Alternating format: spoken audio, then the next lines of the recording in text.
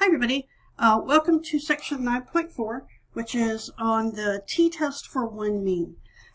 There are two other t-tests that we'll do eventually, but this is the first one. So the t-test for one mean is a test that compares a population mean to a constant. This is just like the z-test that we've seen. In fact, it has the same hypotheses as the z-test for one mean. The big difference is that we use this test when the population standard deviation is unknown.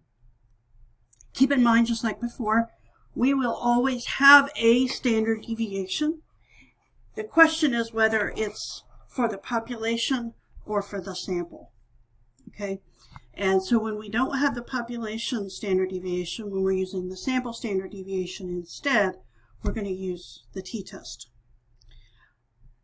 This test is based on the assumption that either we're sampling from a normal distribution, and you can tell that by looking at a histogram of the data, and or, you only need one of these to be true, we have a large sample.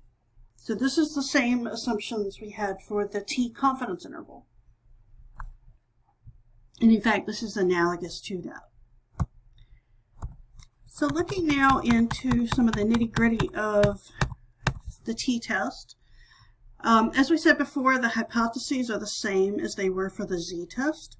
So we could have an alternative hypothesis of mu less than the hypothesized value, mu greater than the hypothesized value, or mu not equal to the hypothesized value. For all of those, you could say that the null hypothesis is mu equals mu naught. The textbook in some places will say that, the opposite of the null hypothesis for this first hypothesis would be that mu is greater than or equal to mu naught, and that for the greater than case, the null hypothesis would be less than or equal to. And that's fine if that's what you want to use, but I think it's a little bit easier to just always go with mu equals mu naught as your null hypothesis. And just as a reminder, this not equal to scenario here is the two-tailed test. These other two are one-tailed. Okay.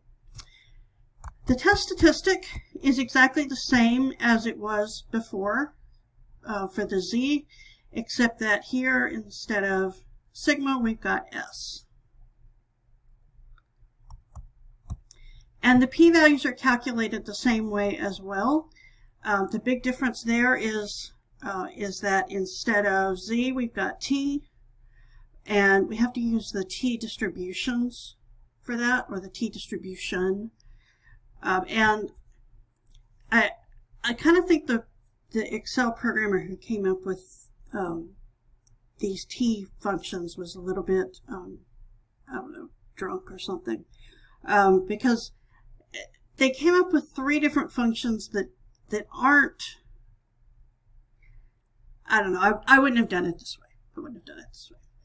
We'll just say that. And then for all of those, when they ask for the degrees of freedom, we've got degrees of freedom of n minus 1. Okay? You don't have to worry so much about these calculations, because we're going to make a template. And once you make that template, it'll do it for you every time. So let's go ahead and make that template now. And if you follow along with me, you'll have it. This is another one of those. I'm not going to just give it to you, because I think part of it's important. Part of what's important is for you to learn how to do these as well. All right, so what we're going to do is we're going to leave some space here. And we're going to have in each problem a hypothesized value. We're going to have a sample mean, a sample standard deviation, and a sample size.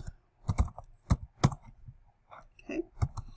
And these are what our user, if you imagine that somebody else is going to come in and use this, is going to enter. So I'm just going to make up some numbers here so that we can that we can have something to work with. Let's say we've got 32, sample standard deviation is 6, and our sample size is 100. All right. Those don't come from anywhere. I just made up some numbers so that we could have something to start with. All right, so we need to type in our t-test statistic. And that's going to be calculated using this formula. So equals x bar, so our sample mean, minus the hypothesized value. And we have to put parentheses around that because of order of operations. Divided by, and also because of order of operations, we need parentheses around the bottom too. Divided by S over the square root of our sample size. Right? So that should be our test statistic. And remember, with these, you've got to refer to the cells up above using the cell references like D3 and D2, rather than just typing in the values. Otherwise, the template's not going to work. So we've got our test statistic. And we're going to come up with p-values for all three scenarios. And that way we'll be able to pick which one we want for each test. So let's first do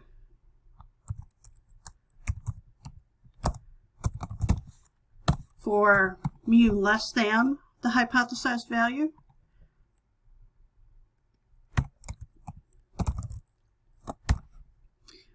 The function we need is called tdist, and we put in there our test statistic. So within this box here, we're going to click on the test statistic. Within this box here for degrees of freedom, we're going to do sample size minus 1.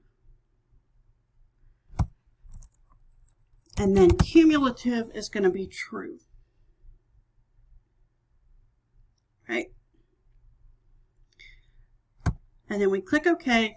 And this is our p-value anytime we've got a test of mu less than the hypothesized value. So if our alternative hypothesis is that mu is greater than the hypothesized value, we're going to be using this formula here, which is t.dist.rt. That's for the right-tailed. The tdist is left-tailed, the tdist.rt is right-tailed.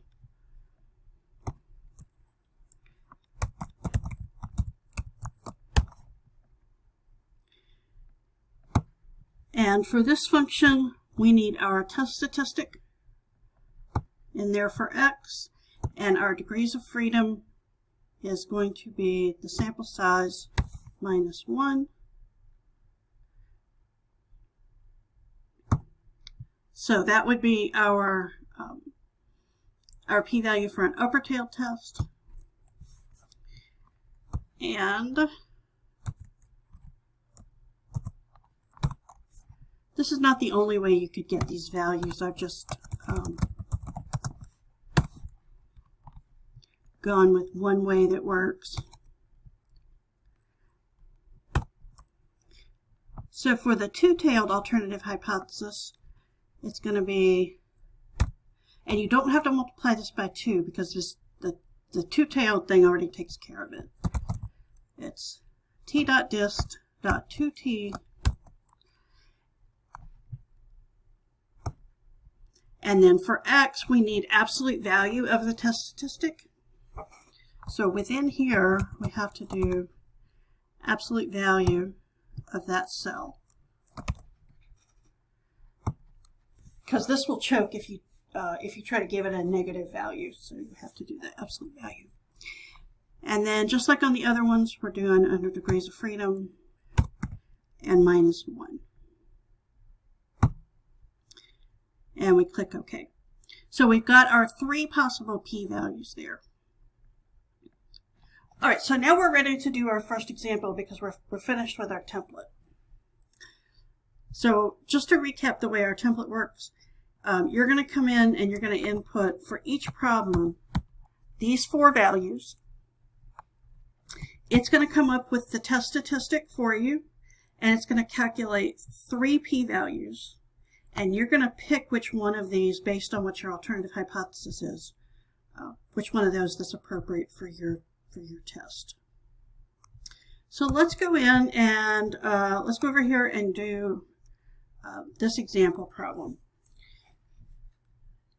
So they're doing a study at this office, and they're examining 25 randomly selected workers. And as we go through this, we'll mark what's what. If we've got 25 randomly selected workers, that's going to be our sample size. So n is 25. The sample mean amount of time they spend off task in a day is 65 minutes. So the sample mean is x bar. And that's 65 minutes with a standard deviation of 17 minutes. And this is S.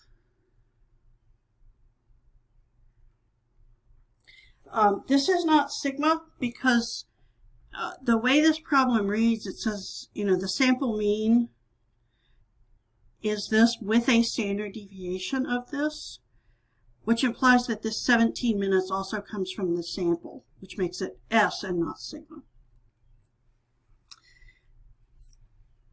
And we want to test whether the average time exceeds 1 hour. So to set up our hypotheses, we want to test whether the average time exceeds 1 hour, which means that our alternative hypothesis is going to be mu greater than, and it's not 1 because everything else is listed in minutes, so we're going to make sure that we list this in minutes as well. So mu greater than 60, and that means that our null hypothesis is mu equals to 60. So we've got all this information. Go ahead and write down that mu naught equals 60. So you'll have that in your notes. And so let's go over here. And I'm going to want to see this with your homework, with your problems. I'm going to want to see this this template every time. So, all right, so your hypothesized value is 60 for this problem. Our sample mean was 65. Our sample standard deviation was 17. And our sample size was 25. So we get a test statistic. I want you to write this down. This was 1.4706.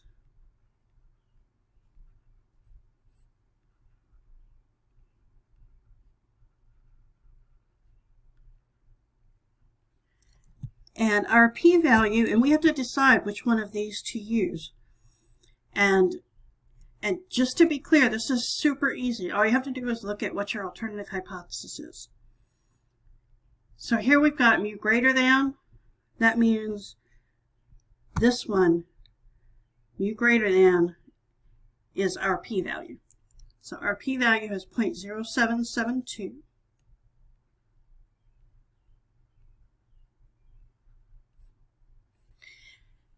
So we've got our test statistic and p-value.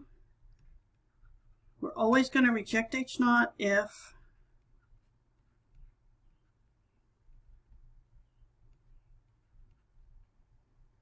p-value is less than alpha, and in this problem, alpha is 0.01. And so this tells us our p-value is not less than 0.01, so we will fail to reject H0.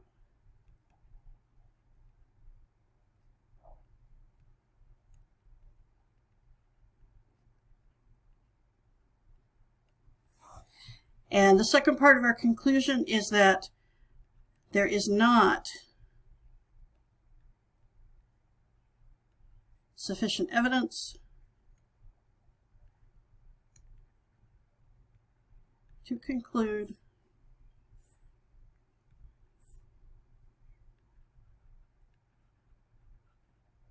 that mu is greater than 60. In other words, we can't conclude that the average time spent off task exceeds 1 hour. All right, in our last problem here, our second example, we've got a furniture company that's trying to design chairs for a person of average height.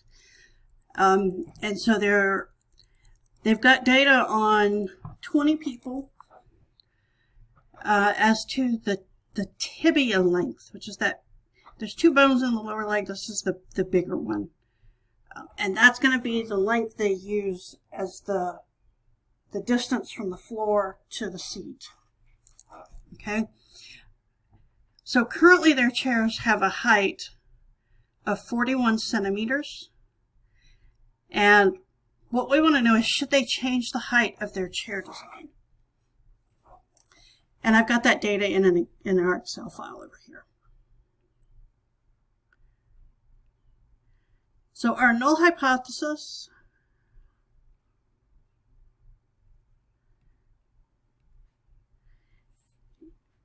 for this problem, we're going to compare, so they're going to change the height of their chair design if it's not 41 centimeters, okay? If the mean tibia length of people is not 41 centimeters. So if it's too low or too high, they'll change it, which means that our alternative hypothesis is mu not equal to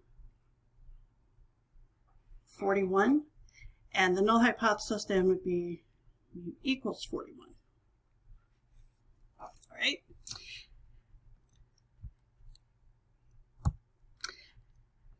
So here's our data. We've got data on 20 people. These are their tibia lengths. So based on this information, here's what we're going to do. We're going to take this data, copy it over. That's why I left room over here. And before we run our test, we just need to calculate the mean, standard deviation, and sample size. We already know our sample size is 20, because they told us in the problem. But we need, and we also know our hypothesized value is 41. To get the sample mean, we'll just have to go down here somewhere and get the average of that column of data.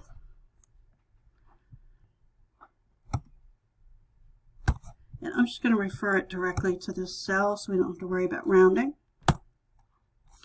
And our sample standard deviation, and if you want to, you can just type directly into here,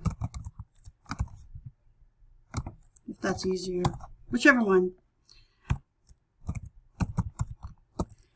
And to get our standard deviation, if you remember what we did before was stdev.s. And we know that has to be .s because this is a sample. So this sample is 20 people. And so this is a sample standard deviation. This is also why this is a t-test and not a z-test.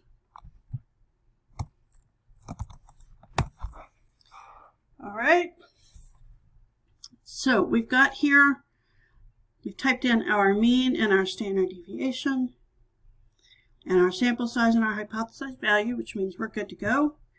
So we've got our test statistic is 4.6656.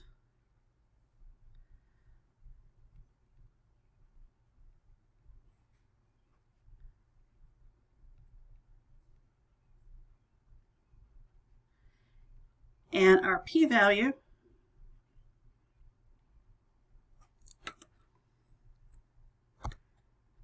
And this is a two-tailed alternative hypothesis, not equal to, which means we're going to this cell here, where corresponding to the not equal to. So our p-value is 0.0002.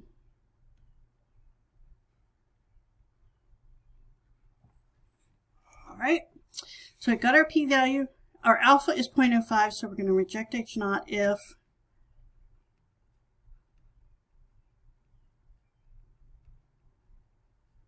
the p-value is less than 0.05. It is. This p-value is less than 0.05, therefore we're going to reject H0.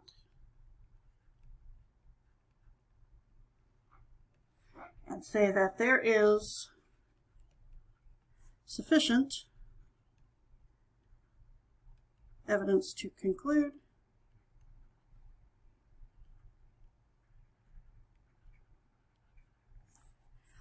that mu differs from 41 centimeters.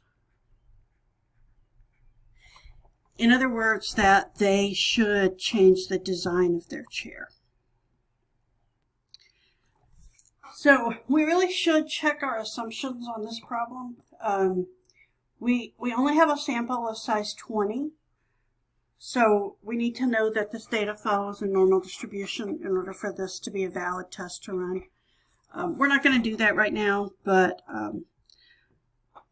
we should run a histogram and just make sure it follows, looks fairly bell-shaped. All right, last thing in this section is I want to make sure you're clear on which formula to use on a given problem. So when you read a problem and you need to decide which test to use, you're going to look at the standard deviation. You're always going to have a standard deviation somewhere in the problem. The question is whether it's for the population or the sample. So if it's for the population, they're either going to say, here's the population standard deviation, or they're going to say sigma equals. Otherwise, it's going to be a t-test. The hints there are, they'll say the sample standard deviation is, or they might say S equals, or it could be that they give you a list of data, which would be from a sample, and you'd have to calculate the standard deviation based on that sample. Or it could be similar to the first one we saw in this lesson, which was, based on the sample, the mean is this and the standard deviation is this. Similar to this one we had up here. Okay, the sample mean is this with a standard deviation of this. So that tells you it's a t-test. All right, so that's it for this section. And, of course, if you have any questions, please let me know.